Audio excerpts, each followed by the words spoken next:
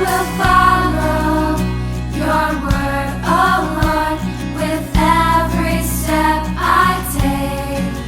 I will listen to you, oh Lord, for you will show me the way. Your word is a lamp. 시간 주신 하나님의 말씀은 히브리서 5장 12절로 14절의 말씀이 되겠습니다. 제가 말씀을 읽어드리도록 하겠습니다. 때가 오래므로 너희가 마땅히 선생이 될 터인데 너희가 다시 하나님의 말씀의 초보가 무엇인지 누구에게 가르침을 받아야 할 것이니 젖이나 먹고 단단한 식물을 못 먹을 자가 되었도다. 대저 젖을 먹는 자마다 어린아이니 의의 말씀을 경험하지 못한 자요 단단한 식물은 장성한 자의 것이니 저희는 지각을 사용함으로 연단을 받아 선악을 분별하는 자들이니라. 아멘. 성경은 그리스도와 성도의 관계를 신랑과 신부의 관계로 묘사하는 곳이 많습니다. 마가복음 2장 19절 말씀에 예수께서 그들에게 이르시되 혼인집 손님들이 신랑과 함께 있을 때에 금식할 수 있느냐? 신랑과 함께 있을 동안에는 금식할 수 없느니라 말씀하십니다. 주님은 여기서 자신이 혼인집의 신랑이 되심을 그렇게 말씀하고 계시는 것입니다. 그리고 마태복음 25장 1절 말씀에 그때의 천국은 마치 등을 들고 신랑을 맞으러 나간 열 처녀와 같다 하리니라고 말씀하고 있습니다. 요한복음 3장 29절에 세례 요한도 예수님을 신랑으로 묘사를 합니다. 신부를 취하는 자는 신랑이나 서서 신랑의 음성을 듣는 친구가 크게 기뻐하나니 나는 이러한 기쁨이 충만하였노라 말했습니다. 고린도 후서 11장 2절에서 바울의 증거도 있습니다. 내가 하나님의 열심으로 너희를 위하여 열심을 내노니 내가 너희를 정결한 처녀로 한 남편인 그리스도께 드리려고 중미함이로다 라고 말했습니다. 계시록에서 사도 요한도 다시 오시는 예수 그리스도를 신랑으로 그리고 예수 그리스도를 맞이하는 성도들을 신랑을 맞이하는 신부로 표현하고 있습니다. 계시록 19장 6절로 8절 말씀에 또 내가 들으니 거대한 무리의 음성과도 같고 많은 물소리와도 같고 큰 우레의 소리와도 같은 소리가 이르되 우리가 즐거워하고 크게 기뻐하며 그에게 영광을 돌리세. 어린 양의 혼인 기약이 이르러 그의 아내가 자신을 준비하였으므로 그에게 빛나고 깨끗한 세마봇을 입도록 허락하셨으니 이 세마봇은 성도들의 옳은 행실이로다 말씀하고 있습니다. 그리고 계시록 21장 2절 말씀 또 내가 보매 거룩한 성 새 예루살렘이 하나님께로부터 하늘에서 내려오니 그 준비한 것이 신부가 남편을 위하여 단장한 것 같더라 라고 합니다. 그리고 계시록 21장 9절에서 천사도 성도들을 어린 양의 신부라고 말하고 있습니다.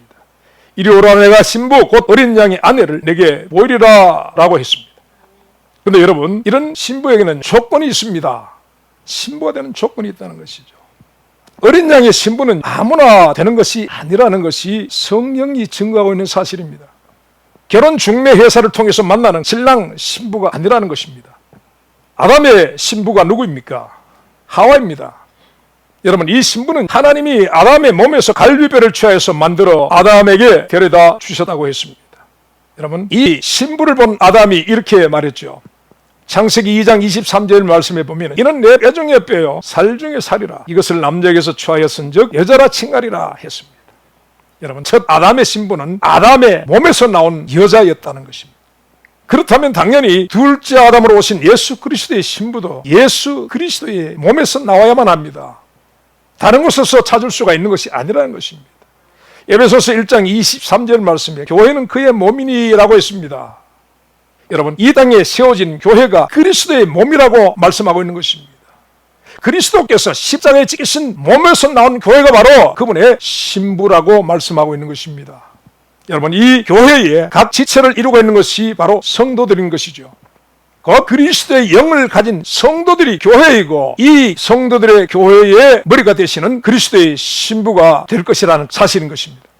그리고 또 하나의 신부의 조건이 있습니다. 여러분 젖먹이 아이가 신부가 될 수 없습니다. 아장아장 걸어다니는 콜릭의 어린아이를 신부로 택하지 않습니다. 솔로몬의 아가서에서 솔로몬의 사랑, 솔로몬의 신부된 술람미 여인을 향한 그의 마음을 쏟아놓고 있는데 아가서 4장 7절 말씀에 보면은요 나의 사랑 너는 순전히 예뻐서 아무 흠이 없구나. 그리고 10절 말씀에 나의 누이 나의 신부야 내 사랑이 어찌 그리 아름다운지 내 사랑은 포도주에 진하고 내 기름의 향기는 각양 향품보다 성하구나. 내 신부야 내 입술에는 꿀방울이 떨어지고 내 혀 밑에는 꿀과 젖이 있고 내 의복의 향기는 레바논의 향기 같구나. 나의 누이 나의 신부는 장근 동산이요 덮은 우물이요 공간 샘이로다. 솔로몬이 이렇게 말하고 있습니다. 여러분, 솔로몬의 신부는 바로 아름답고 성숙한 처녀였다는 것입니다. 솔로몬은 이런 술람미 여인을 사랑했습니다. 여러분, 이 아가서는 솔로몬의 그저 그런 애정 행각을 그린 책이 아닙니다. 여러분, 아가서는 그리스도와 그의 신부된 성도의 영적 관계를 말하고 있는 책인 것입니다.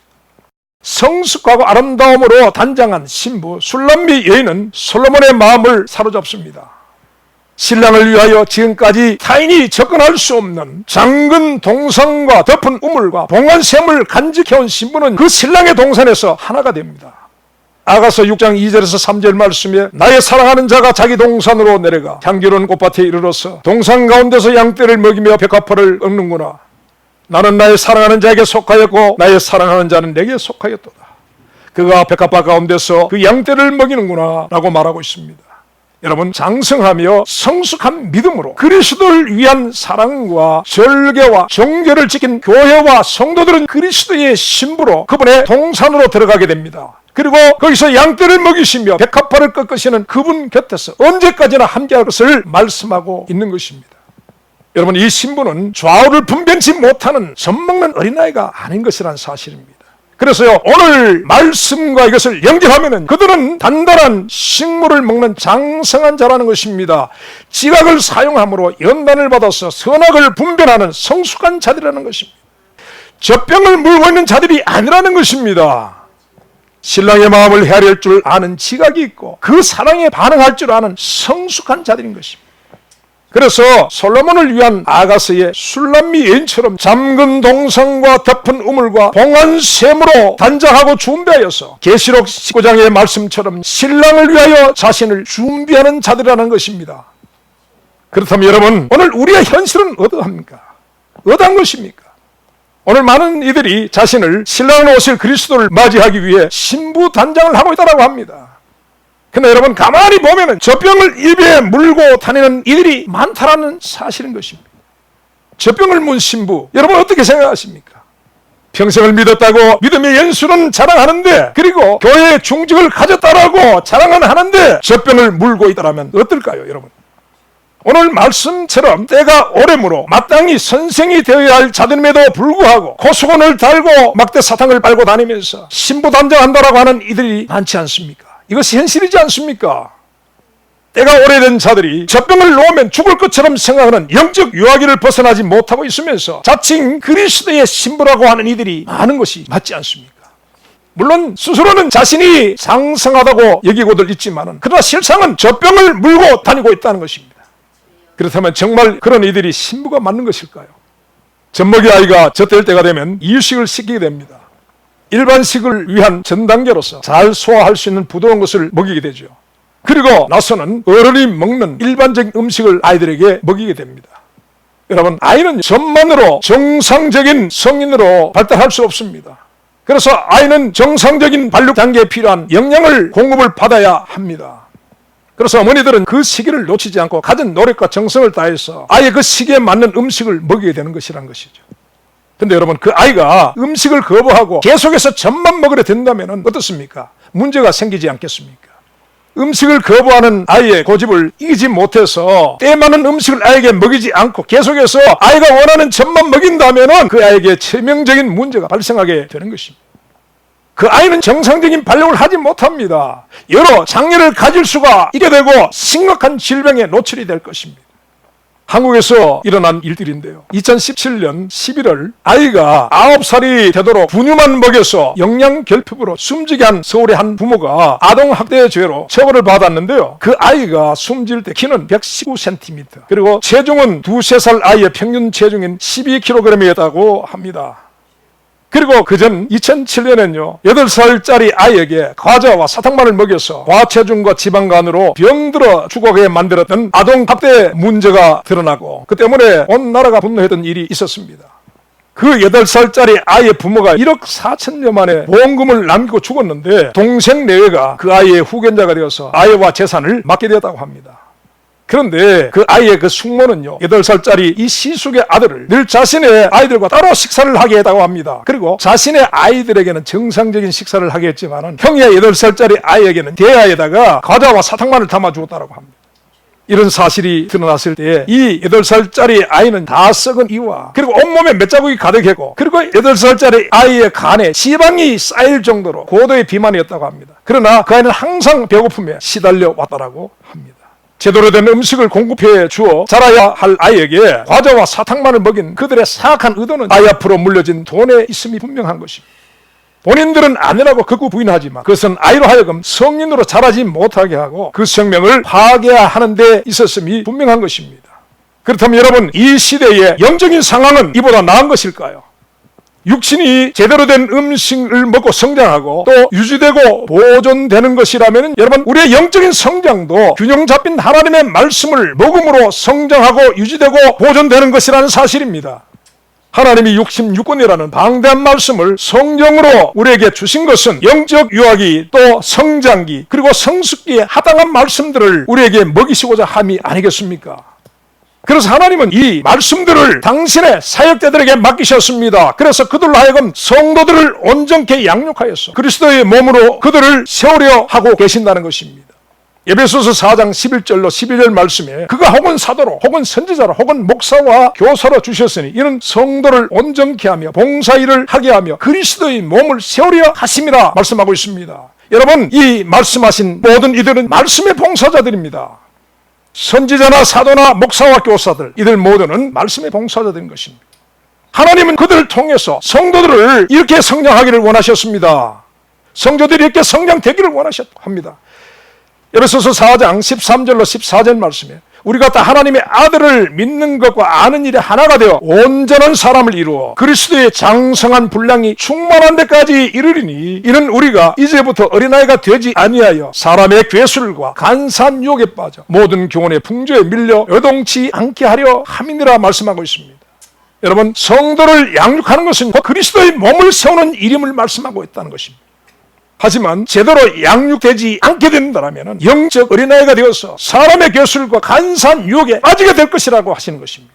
세상의 잡다한 교훈의 풍조에 밀려 요동하다가 결국은 그리스도의 몸에서 떨어져 나가는 자들이 된다는 것입니다.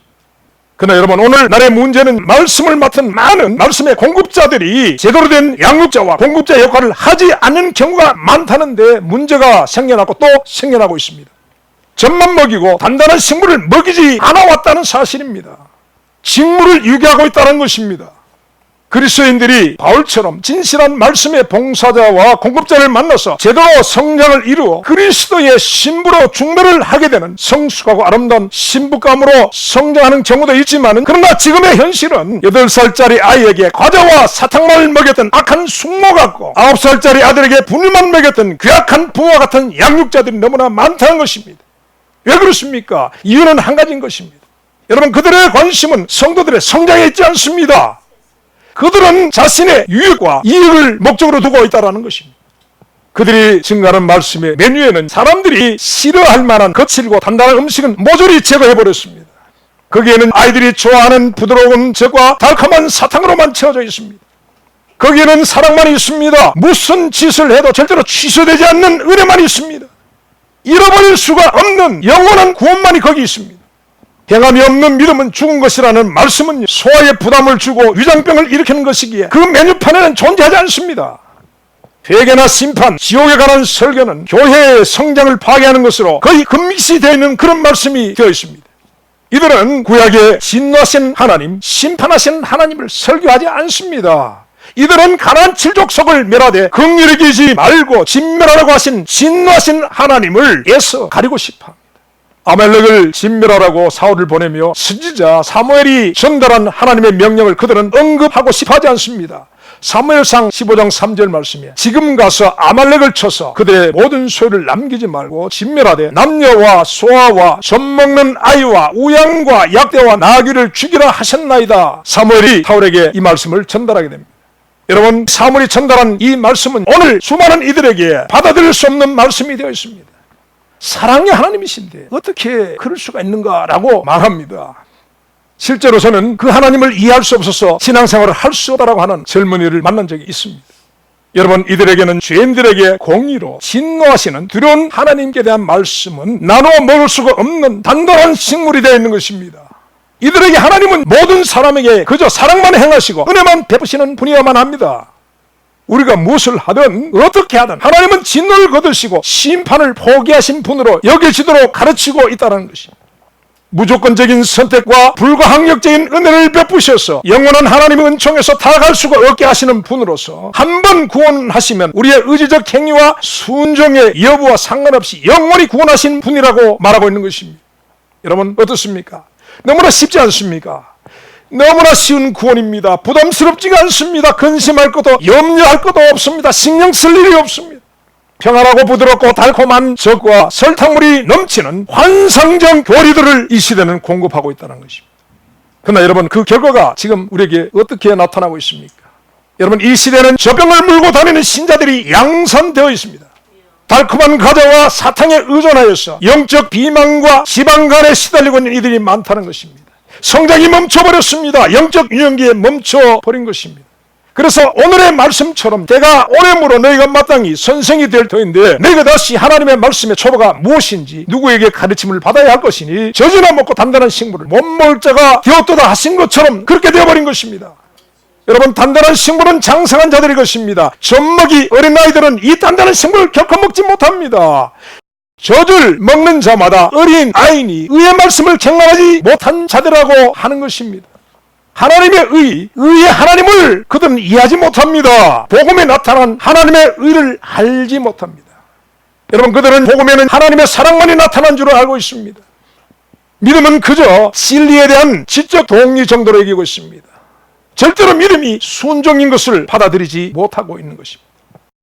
그 믿음의 순종을 보시고 의를 부여하시고 그리고 또 그 순종이 없으므로 가나안으로 들어가지 못하게 하신 하나님의 의의 말씀을 받지 못한다는 것입니다.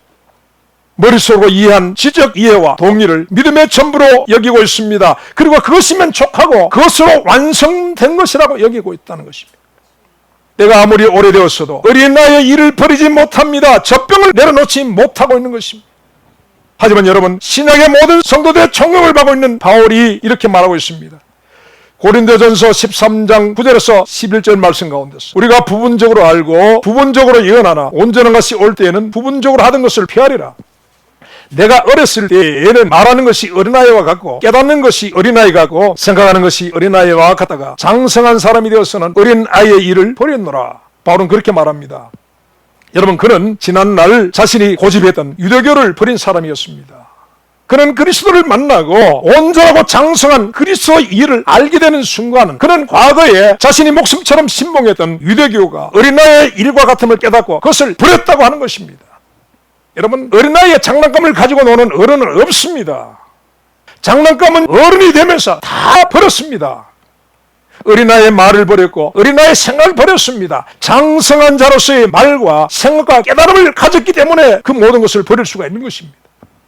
이렇게 어린아이에서 장성한 자들로 자라는 것이 교회의 성장이라고 하는 사실입니다. 여러분, 그리스도의 몸을 자라게 하는 것입니다. 그 일은요. 젖먹이 아이들이 많이 모여서 큰 집단을 이루는 것이 교회 성장이 아닙니다. 그 아이들을 단단한 식물을 먹는 장성한 자로 자라게 만들어야만 그것이 참된 성장이라고 하는 것입니다. 장성한 자가 군사도 되고 장성한 자가 봉사자도 되고 장성한 자가 그리스도의 신부가 되는 것입니다. 젖병을 물고 있는 그리스도의 군사라. 어떻게 생각하십니까? 코 흘리며 사탕을 빨고 있는 그리스도의 신부에 대해서 어떻게 생각하십니까? 자기 뜻대로 안 되면 주저앉아서 발을 굴리며 울며 고집을 부리는 봉사자가 있다면 여러분 어떻게 생각하십니까? 기가 막혀 웃음이 나오는 그런 장면일 것입니다. 여러분, 오직 장성한 자만이 군사가 되고 봉사자가 되고 신부가 될 수 있습니다.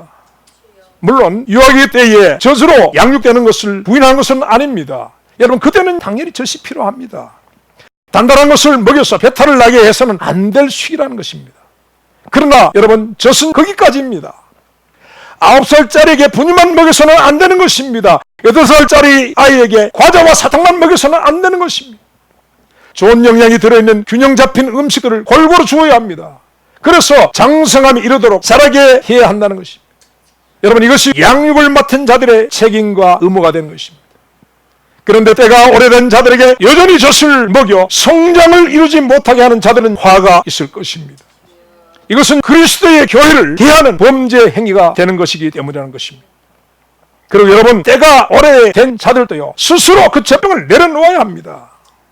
성장하지 못하면 젖만 고집하던 자신의 책임이 더 클 수 있음을 기억해야만 합니다.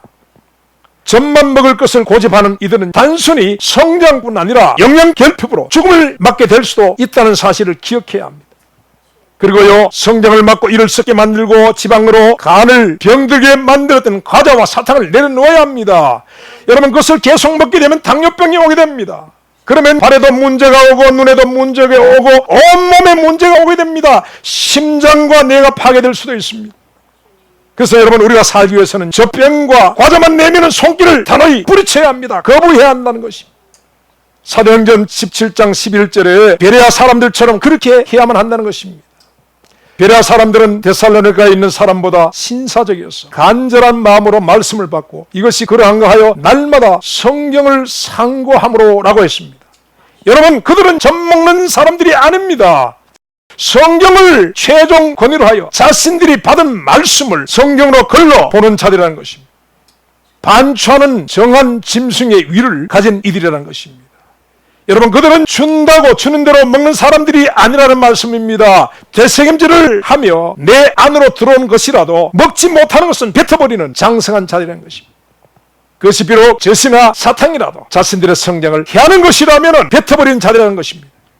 사랑하는 여러분, 우리가 때로 인생의 이 광야를 살다가 지치고 고날 때 가끔은 젖과 설탕으로 만든 달콤하고 부드러운 아이스크림과 꿀물이 필요할 때도 있습니다. 그러나 여러분, 그렇다고 해서 그것을 주식으로 삼아서는 안 된다는 것입니다. 잠시의 위안거리로 삼을 수는 있지만은 주식으로 삼으면 죽을 수가 있습니다. 그래서 우리 안에서 일어나는 달콤한 것들에 대한 욕구를 우리 스스로 그것을 극복해야 합니다. 이겨야만 하는 것입니다. 파리 한 마리가요, 어떻게 집 안으로 들어왔습니다. 그래서 집 안을 맴돌다가 열려진 꿀 항아리를 보게 됩니다. 그 꿀 항아리를 보고 꿀 항아리 속으로 들어갔습니다. 그리고 그곳에서 달콤한 꿀을 정신없이 빨아먹게 됩니다. 그 파리는 배를 채우고 꿀 항아리를 빠져 날아갔습니다. 그런데 그렇게 날아가던 파리가 그 파리 안에서 꿀단지에 대한 강한 미련이 일어나게 됩니다. 그래서 그 집착을 떨쳐버리지 못하고 다시 꿀단지로 돌아왔습니다. 그렇게 해서 또 먹고 날아가다 다시 돌아오고 그러기를 몇 차례. 여러분, 과하게 먹은 꿀이요, 파리를 취하게 만들었습니다. 꿀이 발에 묻고 날개에 묻게 됩니다. 발에 날개에 꿀이 묻은 파리는 날아갈 수 없게 되었습니다. 그리고 결국 파리는 그 꿀 항아리를 벗어나지 못하고 꿀 속에 빠져 죽게 되었다고 하는 것입니다. 그렇다면 여러분, 우리는 어떤 사람들일까요? 우리는 어떤 자들일까요? 우리는 과연 젖을 먹는 자인지 아니면 단단한 식물을 먹는 자인지 여러분 궁금하지 않습니까? 성경은 오늘 우리에게 자신이 그것을 알 수 있도록 주신 말씀들이 많이 있는데 오늘 한 말씀을 소개해드리고 마치도록 하겠습니다. 일반적으로 이 말씀들은 오늘 신자들에게 난해한 귀절들로 알려진 말씀들인데 그 대표적인 귀절이 히브리서 6장 4절로 8절의 말씀이 됩니다. 한번 비침을 넣고 하늘의 은사를 맛보고 성령에 참여한 바가 되고 하나님의 선한 말씀과 내세의 능력을 맛보고 타락한 자들은 새롭게 하여 회개케 할 수 없나니 이는 자기가 하나님의 아들을 다시 십자가에 못 박아 던져 욕을 보임이라. 땅이 그 위에 자주 내리는 비를 흡수하여 밭가는 자들의 쓰기에 합당한 채소를 내면 하나님께 복을 받고 만일 가시와 엉겅퀴를 내면 버림을 당하고 저주함에 가까워 그 마지막은 불사름이 되리라. 여러분 어떻습니까? 이 말씀이 쉽게 아멘이 되시는 것입니까? 아니면 고개가 가혹해지고 머리가 복잡하고 마음이 불편해지는 것입니까? 여러분, 이 말씀 가운데는 한 번의 기회가 있다고 합니다. 그리고 한 번 받은 구원이 영원한 것이 아니라고 말씀하고 있는 것입니다. 십자가는 단 한 번의 사건인데 사람의 어떤 죄는 하나님의 아들이 다시 한 번 십자가에 못 박혀야만 용서를 받을 수가 있는 것이 있다고 하는 것입니다. 하지만 여러분, 이 말씀은 하나님의 아들이 다시 못 박히는 그런 일은 절대로 없다고 말씀하고 있는 것입니다. 말하자면 거절할 수 없이 무제한적으로 주시는 은총이 아니라고 하시는 것입니다. 그리스도를 부인하고 믿음에서 떨어져 나간 타락한 자들에게는 회개의 기회, 구원의 기회가 다시는 주어지지 않는다고 말씀합니다. 예서와 같이 축복을 기업으로 억유하여 눈물을 흘리며 구하여도 회개할 기회를 얻지 못한다고 하십니다. 여러분 아멘이 되시는 것입니까? 여러분, 분명한 것은 이 말씀은 히브리서 3장 15절에서 19절에 순종치 않으므로 가나안의 안식에 들어가지 못한 자들에 관한 말씀과 같이 젖먹는 자들이 받기가 어려운 말씀이라는 것입니다. 그렇기 때문에 많은 신학자들과 주석 서는 젖과 설탕을 섞어서 신자들로 하여금 쉽게 먹을 수 있도록 여러 가지를 시도해왔고 지금도 하고 있습니다. 그러나 여러분, 역시 이것은 쉽게 풀 수 없는 난제가 되어 있습니다. 왜 그럴까요? 혹 하나님이 실수를 하신 것이 아닐까요? 아니면 골탕 한번 먹어보라고 풀 수 없는 수수께끼를 내어놓은 것일까요? 여러분, 이 말씀이 난해한 것으로 여겨지고 거부감이 든다라면 사실은 내가 바로 젖먹는 자라고 하는 것을 알려주고 있다는 것입니다. 젖병을 물고 이 말씀을 대하면 도무지 받을 수가 없는 말씀이 됩니다. 절대로 입에 문 젖병을 내려놓기 전에는 이해할 수가 없는 말씀이 분명합니다. 여러분, 이 말씀은 난의 기절이 아닙니다. 다만 젖먹는 어린아이가 먹을 수 없는 단단한 식물을 뿌린 것인 것입니다. 오직 장성한 자만 먹을 수 있는 말씀이라는 것입니다. 여러분, 그것을 증명할 수가 있습니다. 우리가요, 물고 있는 젖병만 내려놓으면 이 말씀이 보여지고 이해되어질 것임을 약속할 수가 있습니다. 여러분, 젖병을 내려놓으시기 바랍니다. 성령보다 더 높아진 사람의 괴술과 간사한 유혹과 모든 교훈의 풍기의 젖병을 내려놓아야 합니다. 그리고 그냥 그 말씀대로 말씀 그대로 받으시면 되는 것입니다. 굳이 이 말씀을 교리의 잣대로 재고 판단의 칼날로 파고 해칠 필요가 없다는 사실입니다. 내가 이해되면 받아들이고 받기 어렵고 마음에 들지 않으면 버리게 된다면 그것은 이미 우리를 살리는 진리가 아닌 것입니다. 여러분, 진리는 우리의 이해를 통해서 만들어지는 것이 아님을 우리가 기억해야 합니다. 여러분, 진리는 그분의 선언인 것입니다. 그래서 받을 만한 자가 받고 들을 수 있는 자는 들으라고 하시는 것입니다. 여러분, 진리는 우리의 동의를 애써 구하지 않습니다. 진리는 타협하지 않습니다. 60만 명 불순종의 무리들 중에 2명만 믿고 순종하는 자이면 하나님은 2명만 받으시고 나머지는 버리시는 것입니다. 사람의 수에 좌우되지가 않습니다. 여러분, 진리는 그런 것입니다. 어떤 이들은 말합니다. 사랑이 하나님이 그리 하실 수가 없다고 합니다. 그러나 여러분, 하나님은 그리 하셨습니다. 하나님은 사랑의 하나님이시지만 동시에 공의의 하나님이시기 때문인 것입니다. 거기에는 수많은 여자들이 있었는데 하나님이 어떻게 연약한 여자들까지 그리 하실 리가 없다라고 말하는 이들이 있습니다. 그러나 여러분, 분명한 사실은 하나님은 그리 하셨다는 것입니다. 여러분, 하나님 앞에는 남자와 여자가 있는 것이 아닙니다. 거기에는요, 순종하는 자와 순종치 않는 자만 있을 뿐이라는 사실입니다. 우리의 어떠한 인본주의적 사상과 교리로 그분을 바꾸어 보려 해도 그분은 절대로 바뀌시지 않습니다. 바뀌는 분이 아니신 것입니다. 그것은 그분이 바로 진리이시기 때문인 것입니다. 하나님은 우리에게 맞추는 분이 아니십니다. 오직 우리가 그분이 제시하시는 진리에 순종으로 맞춰야 할 뿐이라는 것입니다. 사랑하는 여러분, 그리스도의 신부를 꿈꾸는 우리들은 그분의 말씀 앞에서 반드시 기억해야 합니다. 여러분, 먼저 젖병의 교리를 내세워서 안 되는 것입니다. 젖병의 교리가 먼저가 아닌 것입니다. 설탕물의 교리가 우선이 아닌 것입니다. 그 교리가 기준이 아니고 오직 기록된 성경의 말씀이 세종의 권위임을 명심해야만 합니다. 여러분, 어떻습니까? 나는 젖먹는 어린아이인 것입니까? 아니면 이런 말씀과 같이 단단한 식물을 마음껏 먹고 그것을 즐기며 넉넉히 소화하는 자인 것입니까? 부디 우리 스스로를 살펴볼 수 있게 되시기를 바랍니다. 기도하겠습니다. 주님, 우리의 마음의 눈을 열어 주옵소서. 그래야 열려진 눈으로 스스로를 돌아보아 나의 어떠함을 아는 자들이 되게 하여 주옵소서.